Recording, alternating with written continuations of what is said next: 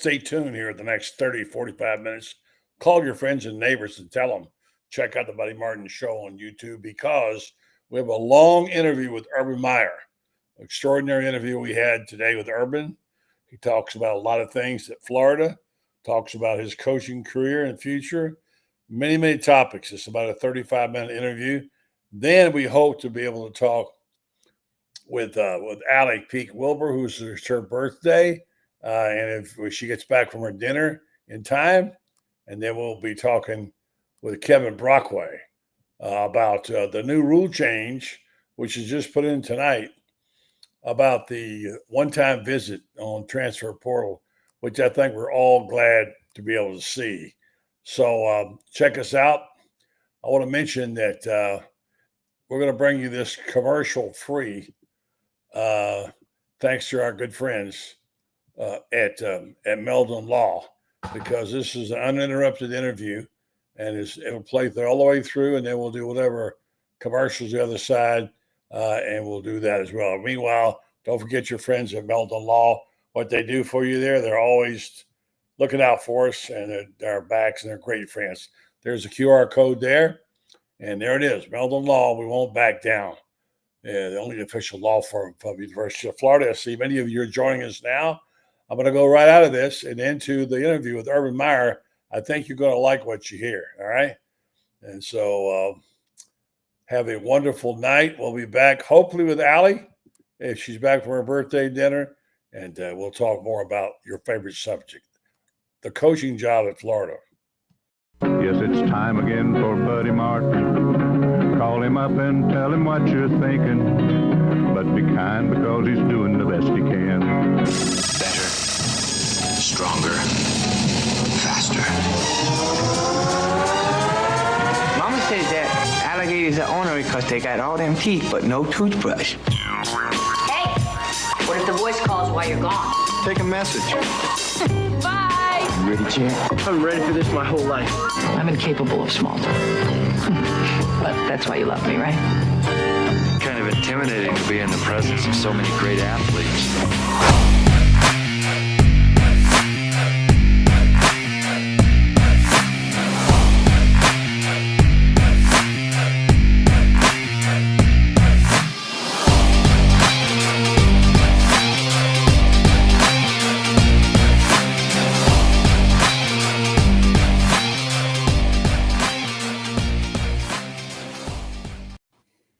It's that time again. We get the chance to share with one of the greatest coaches that ever walked the fields of football, pro or college, and our friend Lauren, almost said Lauren, Urban Meyer, Urban Frank Meyer, as a matter of fact, and he is having a rough go right now. He's trying to decide which of the next golf courses he's going to play on his way to try to play every one of the top 100 at Golf Digest. And I did that one time. I didn't play them all. I played about 20 of them. What a trip. Coach, hello to you. Buddy, good to see you, my friend. And yeah, I've been on, I tell people where I've been, and they're like, what the hell is wrong? You know, for 38 years, I played maybe 5 times a year at most. When I was a head coach in Florida, I never played because the time off we had was in July and it was too hot.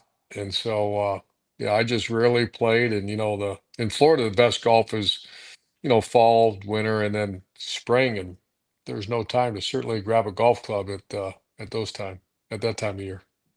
Well, you wrote up the word Florida, no place like there to start. I know you've watched somewhat, not following as closely as you normally do, but I know you follow Florida pretty close.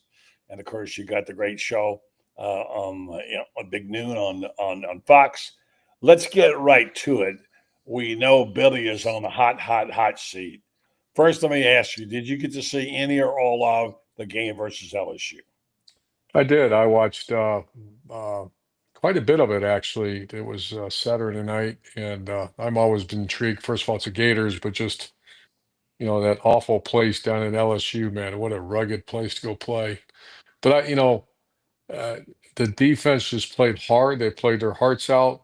You know, Nussmeier's possibly the first quarterback selected in the draft. So I think there's so many positives.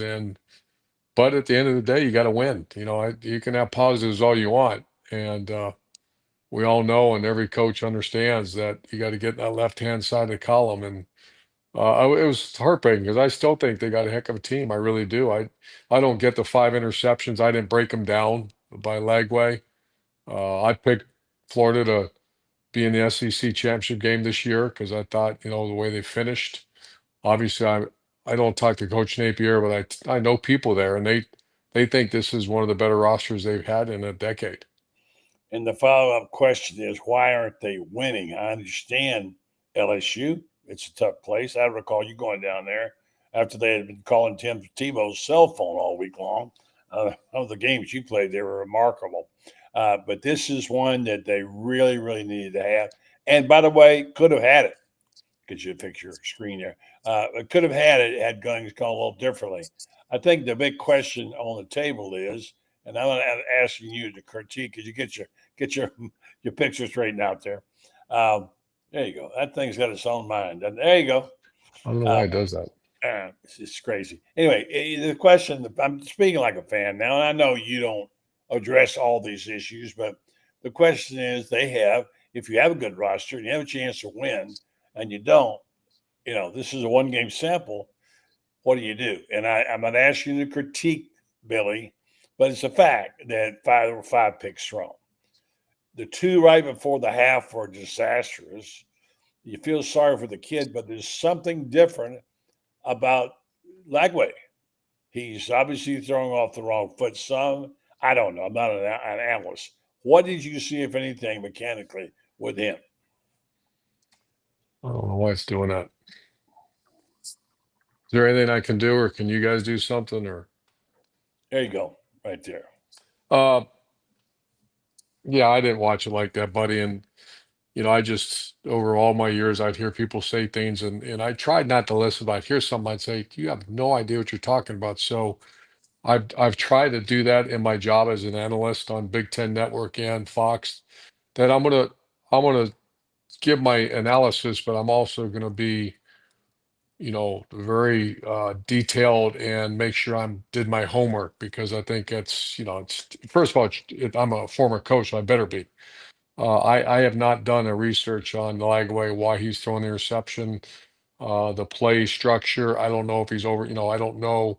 I was reading today that he had some injuries throughout training camp and throughout spring, and the fact that LSU's got a really good defense. So to answer your question, I have no idea, other than 5 picks. Here, I've got to get you back around this way. What we can do there. Got to get you in. Just leave it like that. That's fine. If you will stay there. While you're doing that, I think the question becomes is you speak like a fan. We live with the fans. We're half fan, half media person, and they're confused and angry and upset. And you know how nasty it can get there when you're anywhere, but there especially when things go south on you. And they're complained about the offense. Now, they would like him to hire an offensive coordinator. They'd like them to hire you, but that's out of the question. They'd like him to hire an offensive coordinator. They're not happy with the offense. They don't think it's explosive enough. And I will say that it's certainly all over the place. It seems like there's no definitive philosophy. Do you subscribe? I know you like to call the plays. I listened to your headset for a year. I know you had Dan Mullen, and Dan called him, and you sat in on him. What do you do about it? People are just not willing to give up with their head coaches to play calling, because some have, including your friend Steve Spurrier for a year. Yeah. I once again, buddy, I don't know enough. I have not studied the Billy Napier offense. So if I was an expert, I'd certainly let you know my thoughts, but I haven't studied. I know during my tenure, the game changed so much. The analytics became overwhelming, and the play caller became a full-time job. Okay. And also to be a head coach became a full-time job separate of the play calling. I mean, the amount of stuff that runs through your desk. And that early in my career, one of the decisions I made to be a special teams coordinator, because I think the head coach has to put his arm around every player. offense, defensively, and the kicking game. And I felt special teams was my way of doing that. I worked for coaches that were offensive minded, defensive minded, and there was a little bit of a, one side of the ball felt neglected, where if you're, Sonny Lubick or Bob Davie were defensive coaches, but they were great coaches, but they just weren't really involved in the offense. And I remember watching that. Lou Holtz and Earl Bruce were offensive minded coaches, and they actually called plays back in the day. So I witnessed it all, and that's when I made a decision when I was a young coach at 2001 at Bowling Green. I said, I'm gonna run the special teams. I ran them all the way through Florida and Ohio State, and that was my way of coaching, still coaching, but being able to hug up each player and at least be involved in that player's world.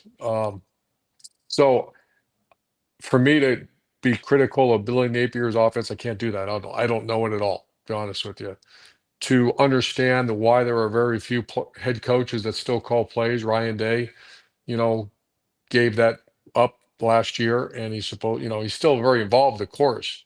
But to be a primary play caller, that's a real job. I mean, that's a full-time wake up in the morning and go to sleep as a play caller, especially with all the analytics and all the information available to you for a much different job than it was a decade ago.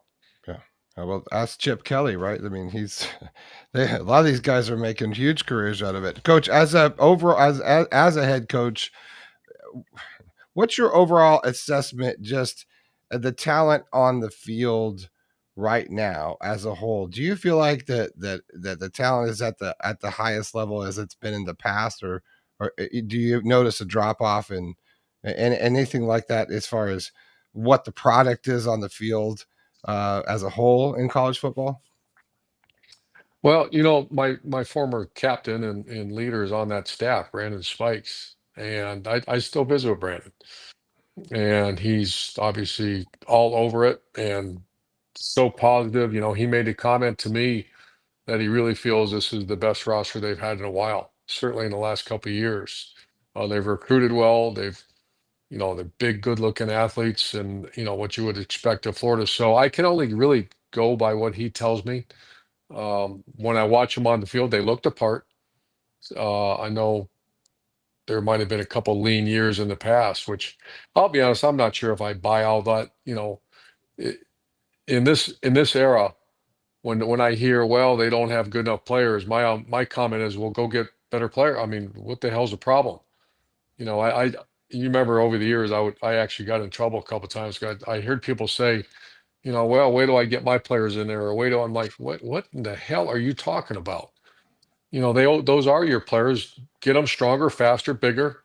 If you don't like that player, go get another player. So I never subscribe to the, well, woe is me, I got bad players. That's not the case. And obviously, the coaching staff there at Florida did a wonderful job at the last half of the year last year. So, and remember, it's still early, guys. They could go on a hell of a run. I mean, I saw their schedule coming up these next 3 games. Wow. Yeah, I wow. mean, they got a tough. There's some teams out there celebrating that they're 3-0, and they have not played a soul. So remember now that South Florida got away from us. Last week was a tough loss, but buckle up. They don't have time. You don't have time to worry about that. You're going down to a rival. Well, you're right, and it is And a good one, and one that's playing pretty good. Yeah, really good. Talk about playing Miami, but before I go there, I want to ask you: the Kansas basketball coach gave you some pretty good advice about what it's like today in NIL. When people complain, well, I got to have this money, I can't get this guy. What did he say to you? Yeah, I walked in there and I never met the coach Self before, and he walked up to me and hey, how's it going? I said, good. He said, boy, you'd love this recruiting. And I was like, what? How could I love this? He goes, all the note cards, sitting there eating a dinner with the family and the grandmother and the aunts and uncles, and you're sitting there for 2 hours talking about your academics, your graduation rate, and he goes, I don't do any of that anymore. And I was like, what? What are you talking about? I simply find out what the number is, if we want to go offer that number or not. And if not, we move on. He goes, the days of, sitting. I mean, think about that was Buddy in the thralls of it, because we're usually playing in the either BCS game or a big bowl game. I'm sitting there until 3 home visits, 2 home visits a night, Oh, yeah. and I'm like, I'd rather, step on a rusty nail than go in this next home, but you gotta do what you gotta do, and I guess that's not a big part of it anymore, so. Does that Yeah, change your perspective of the job, coach, as far as would that make it better or worse for you if you were, I don't know, considering maybe Well, I've coaching one day? always looked at recruiting as like a game. So I kind of treated it as such, like you go win and lose. And I'm going to find out who the opponent is, and me and that assistant coach. And I had some great ones. Greg Madison and Steve Adazio were as good at Charlie Strong, uh, some of the best recruiters there were. And I mean, we'd find out who the competition was, and we'd go put on the boxing gloves and go find a way to beat them. And it was as almost a good a feeling as winning the game when you got that kid. So that was our edge. If it's simply you work your ass off and someone comes in and offers 10,000 more dollars, I don't know. More connection as said that, coaches. having said that, sorry, Brendan, having said what you said about Bill Self and what he said, what's the number? I know you pretty well. I know you could not recruit like that because to you, it's not just about how much; it's the player's heart, character, etc. That you love these players, and it's not just if it was just a simple negotiation and you take out your credit card, great. But Urban, you never recruited that way, and that's not the kind of player you recruit. Yeah, I've always, and you look at the guys that we recruited. I wanted a guy that was going to fight and fight and fight, a guy that I could push really hard, a guy that, toughness. I didn't want to, I didn't get in all that other stuff. So, I don't know. Obviously, some people are doing it really well. Let's talk about coaching in Florida. Brendan, did you have another question? I didn't mean to interrupt. I just like I just was wondering if it makes it like more of a looking at the job now, would it make it better or worse for you? Like, is it less of a load? Like less to take on? Is it less stressful because you don't have to do all that? You I think? hear it is. I hear it's, Would that make it more of a attractive job for you, maybe potentially now? for me.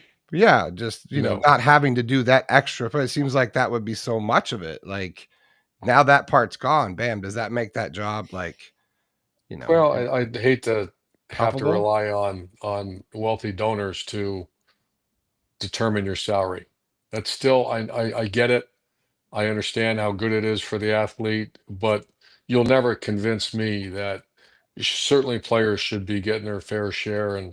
But the way it's going, that we're going to cover Texas Tech this year, and Texas Tech has the luxury of a billionaire. So I really don't know the story, but they're outbidding, like some of the other programs. And so does that make him a better coach now that he's got a billionaire? I don't, that's still, I know what's happening.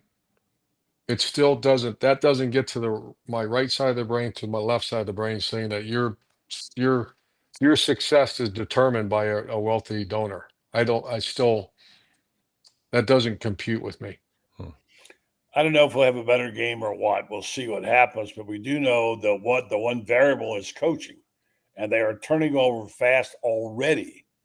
They're firing coaches. Game 3, and we're going to see Virginia Tech's got to get a new coach. The process of getting a new coach. I've talked to a lot of people in recent days. Some of them off the record about certain things, but one of the things they tell me is you can't imagine how hard it is to find and hire a really good coach. Now, you've had that experience a few times, including at Florida, whereas some people think that you were kind of the president's favorite son before, before it started, and you were a handpick and going to be in Florida. I'm not sure how much that's true or what you want to talk about there. But Foley obviously came up to recruit you and did a great job, Jeremy Foley. And you guys had Great job. you said recently again it was down to Notre Dame and Florida, and you really came close. In fact, I think you might have taken the Notre Dame job and changed your mind, but that's just me.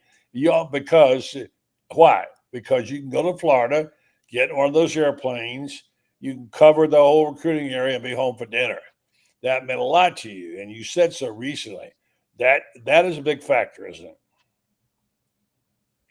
That's certainly true. That was the ultimate. Jeremy did such a good job putting together. He told us where we're going to live. He knew where our family would go to church. I had two airplanes, a King Air and a Citation at my disposal, and I recruit the southeast part of the country. And I'm home, maybe not home for dinner, but most of my nights were spent at my house, which was he knew that was very important to me. Let me add this that I think that you had two coaches fired recently, relatively low buyouts, and I had two assistant ads now reach out to me and gauge some interest and all that, but not of those two schools, but we were just talking, and one of them I know very well, and they said, "Do you realize there's no money in college sports anymore?" And I was like, "What are you talking about?" And he said, the money is, you're going to see the new facilities go away. Those big monstrous facilities that Florida has one now. We didn't have one when I was there, but Florida got it at the right time, because if you had to go build a facility right now, there's no money, zero. And I was like, come on. He said zero money. So the day of these monstrous buyouts are over, is what he told me. And when you look at Virginia Tech and you look at UCLA, those were, I think, 5-6 million. So not that that's chump change, but it's certainly not 60 million or 70 million. So I'm wondering, at this rate remains to be seen, will coaches get a longer tenure because people don't want to pay their buyout? And not that they don't want to. I was told they can't, because how about saying that there's no money left after you do you're paying all the athletes, and not just football, but all the athletes, and then on top of all the other stuff you got to do. I get it, and I wrote a column about it today regarding how you find a person, identify them, and find out if they're quote unquote movable. One former athletic director said you got to find guys who are movable, and it's not all that easy to find people who meet all that. And the 22 million or whatever it is that Billy Napier have to be paid could be a deterrent to his firing. If I'm sitting there, I'm thinking about that, thinking, well, maybe if I fire him now, it's 22 million. If I wait till the year's over, it's 13, and next year it's whatever it is. And you're right, you can't afford it because there's no money. There's no more facility money and all this stuff and talk. You're exactly right. I see, and I even wrote this column today. How much is too much? When do you say enough? Draw the line in the sand and say, we're going to play these. This is where we're going to go. And we're not giving any more of these big contracts or huge buyouts. The huge buyouts are a joke, Coach. I'm sorry. They're a joke. Yeah, I don't know. I think, that's all marketplace. You won't, if you're going to try to, entice a successful coach, it's the marketplace. And I agree. I was always very uncomfortable with some of the numbers. And I remember Jeremy Foley one time, I think it was after the '08 national title, wanted to give me a certain raise. And I remember saying, that's a little too much. That's let's not go that high. And he looked at me, he said, okay. And so I want to say that was after '08, where and obviously Jeremy, to this day, where I still love the guy, we're friends. But I remember I was always very uncomfortable with that kind of stuff. Because when you start seeing those numbers, you're like, what are you talking about? So yeah, sounds like funny money. And just for a second, Urban, you never have been an athletic director, but you could have been. You have some administrative skills, and you know what it takes to build a program. If you decided to go that route at some point, you could have done so. And you could also still be the head coach at the University of Florida if you wanted to. I would be totally fine with that, Coach. I would not personally have any issue with that. So just let you know, I'm here for you if you need anything. I get that question almost every day. Bro, I got you, man. Yeah. So back to whatever I was saying, talking about, what was I saying? If you were an AD, let's just put the hat on you as AD at the University of Florida right now. All right. And say, how are you going to move forward? Because that's obviously the question. If you're going to fire Billy, and I don't know if they are or not, but it's not looking good, then who's on your list? You've always got that little list in your back pocket. We know the names. John Gruden, which I think is not a good decision. John Gruden, and the one that everybody's talking about, of course, is Lane Kiffin. Now, I hear from good friends of mine, and I wrote this, that Lane is the happiest he's been in a long time. He's quit drinking 4 years ago. Some of his family has moved to Oxford. And I think Lane might have said it even. Oxford is good for Lane. Lane's not just good for Oxford, but Oxford is good for Lane. Now, he's the coach everybody wants at the gig at Urban Meyer. They want Lane Kiffin. What's your take on Lane Kiffin? Is he a hireable guy? I don't think money's going to do the trick. What would you do if you're the AD at Florida to try to attract him? Well, the first thing I do if I was at the University of Florida as an athletic director, and I have a lot of respect for Scott Strickland. He's gone out of his way to welcome Shelley and I back, and they won a national championship in basketball. So there's so many good things going on there. Um, your question about Lane Kiffin. Well, first of all, what I would do with the head coach is I'd meet daily. I'd stick my nose in there like Jeremy used to do and say, what can I do to help? What can I do to help? That's your job. Number one job as an AD at this time of year, certainly when you have so much in front of you. You can go on a nice run here. And I remember we lost Ole Miss and we didn't lose again for 20 games. So there's a lot of there, people wanted to probably get rid of us too. My first year we lost to South Carolina to Coach Spurrier, and I remember people booed me as I walked into Beef O'Brady. So, you know, thank God Jeremy was supportive and he would stick his face in every day. And so you tell me what I can do to help, what we can do as administrators. And I said, this is what I need is, and the relationship was built in stone that way. Lane Kiffin is a guy that, we had that little brush up back when he accused me of, incorrectly of calling a player not allowed to call him. And I was allowed to call him. So, but he apologized. We have had a heck of a relationship since. Matt Leinart knows him very well, and I'm very close with Matt. Loves him.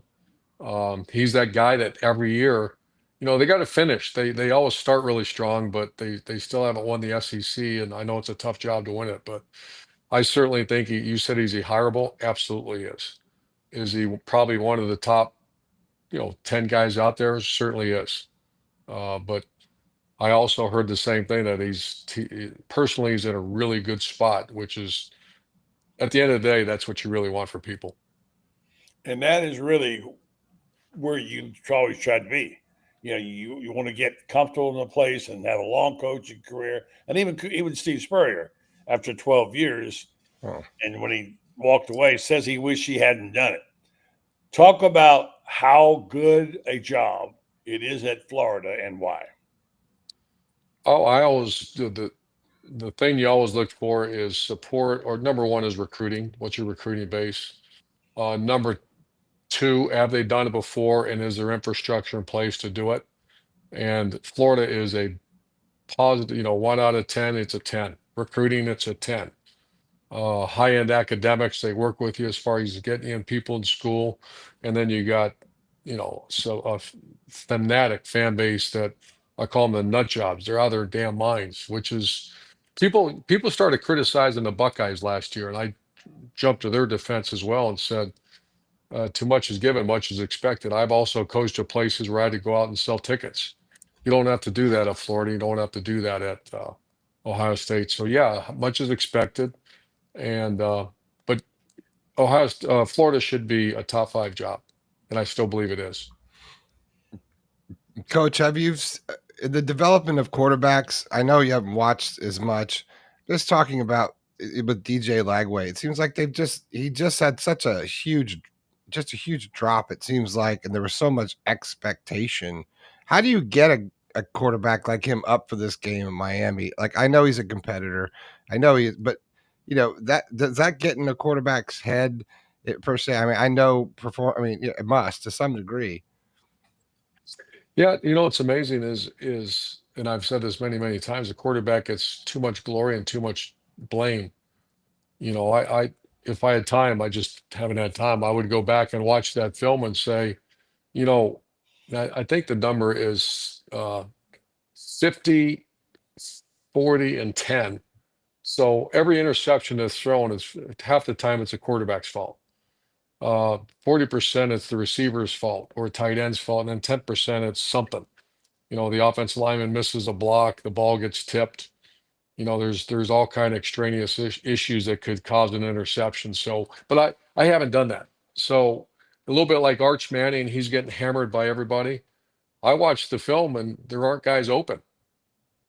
So I don't, you can be Tom Brady back there, and if there's not guys open, you got bigger issues than your quarterback's delivery.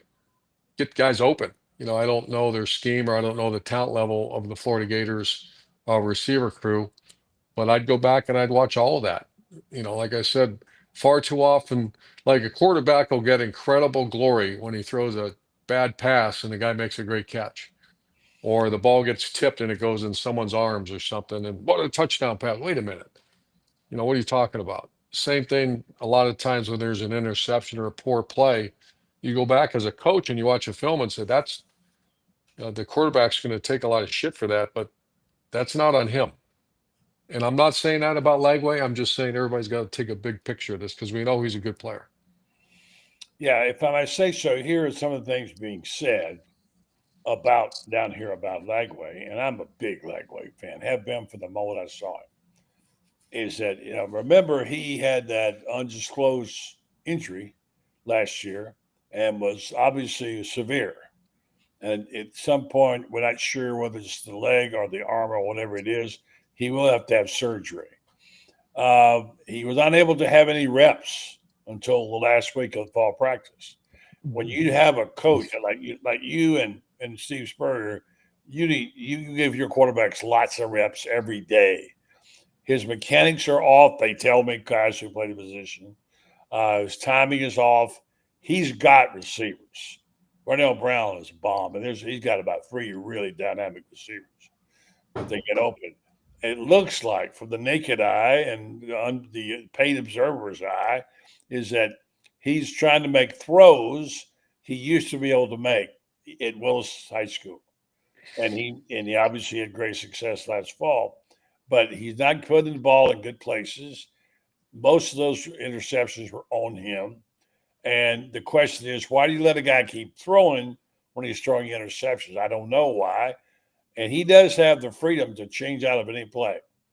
And people are wondering, why was he so successful last fall? And why has he not been this year? And part of that is lack of reps and the fact that he's still not 100%. So how long it will take? Now, the other thing is about bringing the backup quarterback. Coach Spurrier would, in a heartbeat, bring a new quarterback in. They've got a young man they think is pretty good, but he's obviously not quite ready. There's too much at stake here with this young man. I think Lagway is a special player. He also helped recruit this team. He went out and did a lot of great things. But as always, there's these rumors when you start losing. Team is divided. Offense and defense. Who knows? This guy's jealous because he's making too much money, which brings me to a final question, which is, how much is that going to be a factor? I know you haven't been in locker rooms that much. When you got guys, the top guys making lots of money, and the other guys are not able to deal with it. They do in the pros.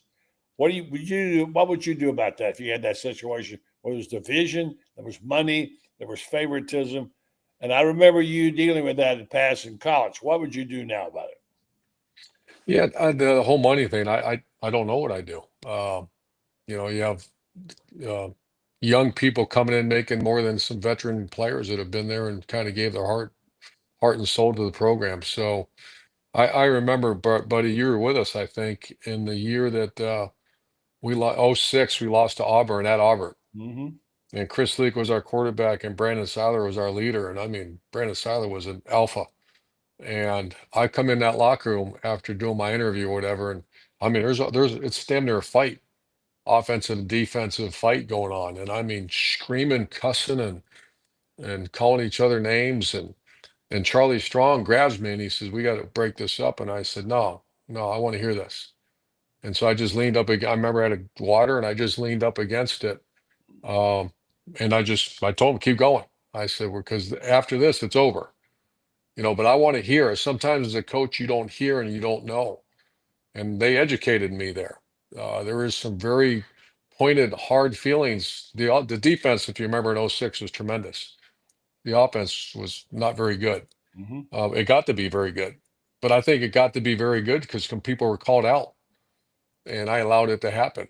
And that could have went one of two ways. But I think our coaching staff did a good job, but we had also some grown ass men that just figured it all out. So I would encourage, if there is some hard feelings, uh, open the doors. I want to hear it, because the worst thing you can do is suffocate it and it goes somewhere else. Solve it. How do you solve it?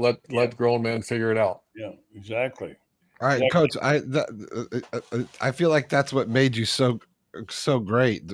Which made you so different in a lot of ways. Maybe I was wrong, but the psychology, the cerebral part of it, just seeing that moment, it's like, to me, I'm fascinated with that in general. You think that was a major difference in how you coached in some ways, or not? Well, if you remember, that was kind of, I would call myself the human behavior, human performance kind of. I was my I don't want to say expert, but I kind of was. And I would try to find whatever power necessary to motivate that team. There's nothing like coaching a pissed off team. And I would do my very best every week to get that team so pissed off that, whether it be real or sometimes imaginary, where, I remember the whole thing when we played Ohio State and Herb Street and those guys said, "You don't belong." I was like, thank God they just said that, because that's gonna be everywhere. So, however, Coach Napier or whoever can just piss that team off somehow, where you play with fire in your belly, and because I don't care what offense you're on, buddy, or Brenden. I don't care what defense. It can be 3-4-4-3. You can pressure. You can play zone. You can play. The bottom line is, football is a tough man game. It's a game of energy. It's a game of emotion. It's a game of rugged shit. What goes on in a game of football, and if you don't see the fire and if you don't see the fight, and I'm not talking about the stuff in pregame. I'm like, stop that. I would lose my mind over that. Now, between once the official does this and you want to give everything you got, that's the game of football, and you just get that team pissed off somehow. And I think there's enough talent, they'll be fine. All right, I know Brendan's going to want to ask you one more time. Offer you the job in Florida, so go ahead, Brendan, get it out of the way. I already told him. I said he's got a golden ticket. Anytime you want to come to Florida, The most important thing we all can do, and I know you both are Gators, there's a lot of ball left, man. Let's just get behind them like we did last year. The coaching staff, the players. That doesn't mean be critical. That doesn't mean, but it's September. And just keep swinging, keep swinging. All of a sudden, you wake up one day, you win 2, you win 3, you win 4, you win 5, and then all of a sudden, you don't want to put that cart before the horse right now. I think that's the best thing that's what I'm doing. I'm supporting Billy Napier and the Florida Gators. I'm supporting them all. My friends in this coaching profession, at times it's awful, at times it's great. But right now, let's go support those guys. Yes, sir. Whatever he says. Great stuff, man. I want to give you just a minute to talk about Big Noon and your game this weekend, and you guys are doing a great job. You get great numbers on TV. Your teammates there, know you're having a good time. Talk about your show. Yeah, we hired a guy named Dave Portnoy. Yeah. And Barstool, I'll be honest, because I'm just not a social media, I didn't really understand. I heard of it. I didn't really know him. And we get along great. He's a big Wolverine fan, and obviously I'm a Buckeye growing up there. So he's been great. I understand the numbers are really good. We go to Salt Lake City, leave tomorrow. Shelly's going with me. They're going to honor us for the Hall of Fame, and I get to see Coach Whittingham and all my peoples from back in the day. Can't wait to get back there. Still arguably one of the, if not the favorite place we ever lived. Salt Lake City, incredible spot, great people. And I love our cast. Mark Ingram is, I still say, we should, me and Spikes and Charlie Strong should have our names on that Heisman. He got it at our expense in 2009. But we're loving it. But no calls from University of Florida to come coach. Just none of that stuff yet. No. Okay. Just making sure. Just gotta ask, coach. He's None. not that far away. He can just get in his car. I'm manifesting. Leave me alone, Dad. Urban, thank you so much for another good week, and I hope you have a good game this weekend. Congratulations. You're taking a victory tour down the Hall of Fame. Heck yeah. You're playing golf around the world. Life is good for Urban Meyer right now, I would say. Well, I love you guys. You know why? Because you guys have always been very good. You've been very fair. Buddy, I remember the first time we met, I remember getting in the car afterwards and going, who was that? That guy, because I get to meet a lot of people, and there's some really awful reporters out there, just awful people.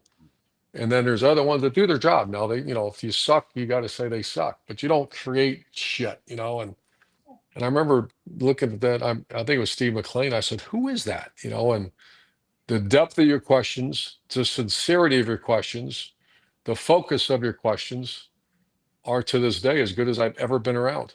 And that's why we're still have this relationship today, because you're a good person, buddy. What an honor. So appreciative. And likewise, Brenden and I loved our time with you. We still wish you were coaching, but I don't wish you were coaching, because if you ever do that, I told you, I'm an old man. I'll punch you in the nose if you take a coaching job, okay? Just so you know that. I got some fire. It's the ultimate startup, coach. I know how you love the startups, man. Have a great day. Thanks, coach. All right, there you have it. Interesting for us. Thank you for your comments. It's time now to go to the Orange and Blue Room and talk to a guy who's probably didn't hear any of this, but is busily reporting about this Gator football team. And we all know the topic. The topic du jour is he a dead man walking? And does he have any chance of saving his job? Meaning who? Billy Napier. Good evening to Kevin Brockway. How are you, Kevin? I caught the tail end of that interview, and I hope Urban wasn't referring to me as one of the reporters on his naughty list. But I did write something nice about him belonging in the Ring of Honor, and I still stand by it in terms of I think enough time has passed, and what he accomplished, and really, Florida has kind of been in the wilderness ever since, buddy, in terms of getting that SEC title, and it's looking like another situation where another regime, probably won't be able to get the job done. It seems like the same old song. I have a big piece, I say big meaning long, up on Gator Bait right now about here we are again firing a coach. Here it goes. And for schools whose mantra is in all kinds of weather, we'll all stick together, kind of made a mockery out of that, the way it goes. And you think, when do you reach that point that that's enough? When do you say that's enough? Now, here's the interesting thing. You probably didn't hear this part. Among the things Urban says is, and yes, he's getting calls from people. He's not interested in coaching again. Is that what he's hearing from people is there's no money. If you didn't build your facility before now, you got no shot at it. All the money is going to the NIL and what have you to pay the players. It's a different time. It's a harder time. So among the things he said was that he was not willing to criticize Billy. He said he saw the game. He did not break down he didn't know whose fault the interceptions were, but he knows. He's not going to criticize. But he also said, I think Gator fans need to learn a little patience and that the things can change. Those of us who've seen this movie don't think so. But he has, he thinks it can. And I don't know. What are you getting, Kevin? What's your take on everything? Before we get into this, I'd be curious to know what Urban's thoughts were on DJ Lagway, too. If you address that topic and the 5 interceptions and coming off that game. Yeah, he kind of dodged that a little bit. He said he did not. Coaches like to see things on film. Yeah. You know how they are. He saw the interceptions. He said, I'm not sure whose fault it was. And I said to him, look, what they're saying down here is his mechanics are terrible, that he made, right before the half, made 2 egregious passes he shouldn't have made, and that it didn't look like the offense is, fitting him. But, I mean, there's many theories. He wasn't willing to go any of those places right now. Just without, if he can't get it on film and look at it, he won't give you a football comment. But Sure. he did encourage the Gator fans to be a little patient. And of course, like I said in my column, Gator football and patience is thy name. That's the way it's always been. That's the way it's always going to be. As long as I've been following it, it's going to be that way. And you keep paying and paying and paying and paying until you don't have money, and then you stop paying. So, what are you hearing, Kevin, about that? What are your thoughts about Lagway? You think we're going to see him rejuvenated in Miami? What about the game this weekend? Yeah, I mean, I just got back from the media availability, and they're saying all the right things about DJ and how the team is behind him. I don't buy that the locker room is split or anything of that nature. I think that, I asked Jordan Castell that straight out, and he's like, hey, look, we believe in DJ. We believe in the offense. We know, it's all going to click at some point. But I do think that, for Billy, I mean, it's going to be a tough road back. I mean, I'd originally thought that, maybe this first open week if they lost to Miami. Now I'm hearing different things. I think they want to let things play out a little bit longer. You're concerned about, obviously players quitting on the team, or they have this now transfer window, right? We're seeing with Deshaun Foster and Brett Favre when they were fired. I guess these players have a 30-day transfer portal window now, but apparently it goes through the first 5 games. So I think that gives Billy a little bit more time to get things turned around, but it's got to happen quickly. And certainly a win in Miami would be a huge feather in his cap in that regard, because top 5, number 6 team in the country on the road, a rival, sort of rival, probably a rival going back to your days, buddy, but still an in-state game with a lot of emotion and a lot of bragging rights. But I think that, there's some things that are unraveling around him too. And some of the discipline stuff, obviously Brendan Brett spitting. Now you got Shabar Jaluk and his situation, putting his hands on an opposing player, and he's suspended for 3 games. There are some things that, Billy's going to have to get that kind of shored up too, along with, the product on the field. One of the things that people said, and I don't know who you heard about a possible interim, and I think it's too early to talk about that because Billy's still the coach and will be until we hear otherwise. Yeah. But the Jaluk was a possibility as interim coach. Had you heard that? I mean, it's possible, but I'm hearing there are very few that they trust on that staff to be an interim coach. Now, Ron Roberts has coaching experience, right? He could be another possibility. Russ Callaway is a little young, right? I don't know, but Jaluk would possibly make sense if it came to that. But I just think it would be hard for them to, really trust anyone on this staff at this point. I think there are, a bunch of factors. Let's not forget the mitigation too on this buyout. That's another factor too.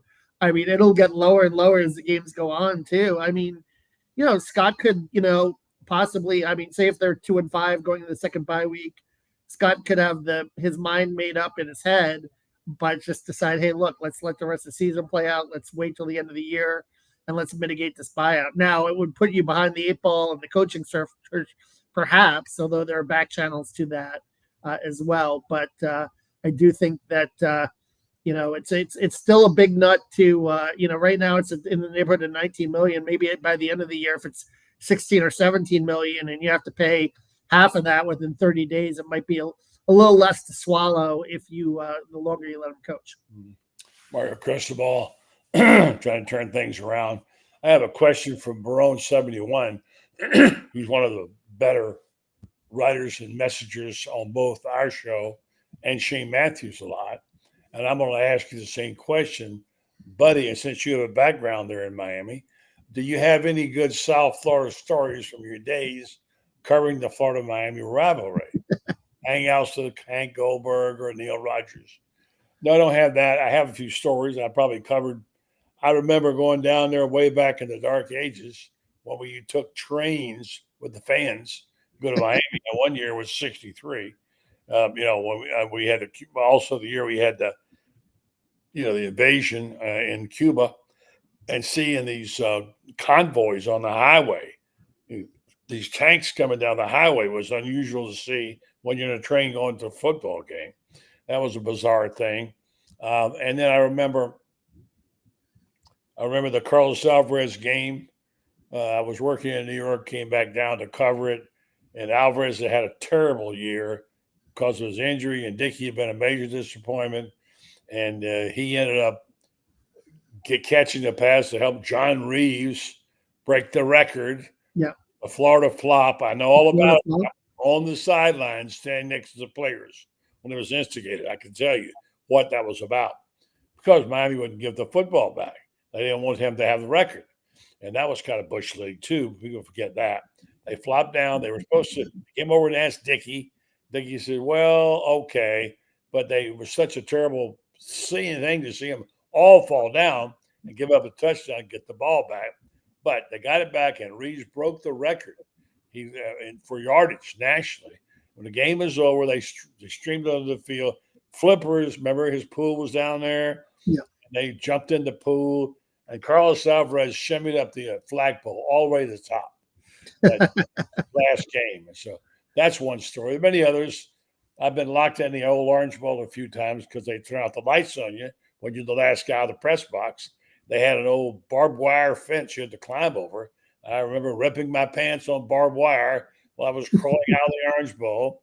I saw hundreds of games in the Orange Bowl, seems like, between the Dolphins and what have you. But Miami has lost a little bit of its luster in terms of a game. It's not the game it used to be as a rivalry.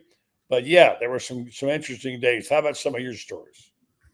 Yeah, really, by the time I got down there, the Florida, Miami rivalry is over. It was 1987. So for me, it was always, Miami, Notre Dame, Miami, Florida State, the wide right games.